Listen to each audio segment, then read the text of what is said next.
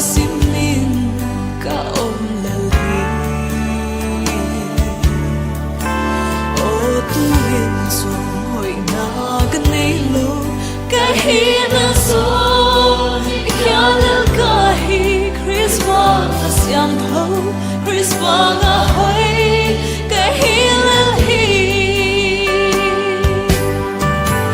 Chris hoi na ki a hi ta asian tho na ki a hi ta a hi na a hon nei sat ka a hon pom ta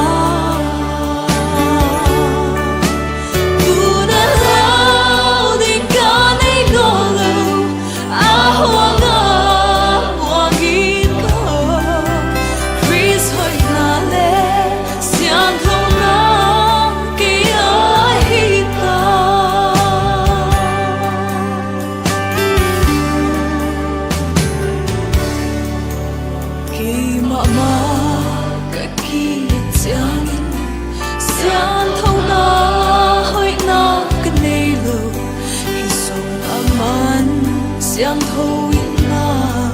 hôn bom tai amanate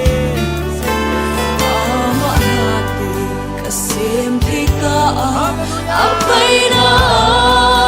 kapai thei ta hi Christmas kan ta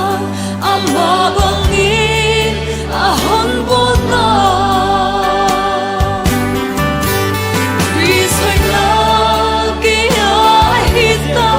Asian thâu na ki a hi ta a hi na hon nei sat ka a hon pom ta tu na lau din ka nei lo lo a hoa nga muang in ko Chris hoi na le sian thâu na ki a hi ta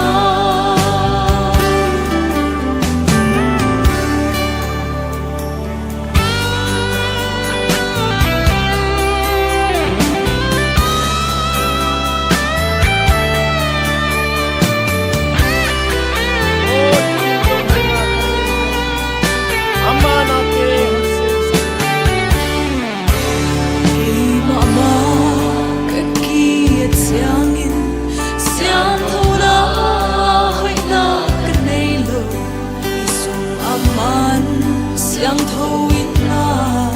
hôn bom tai ama na te kasem thei ta apai na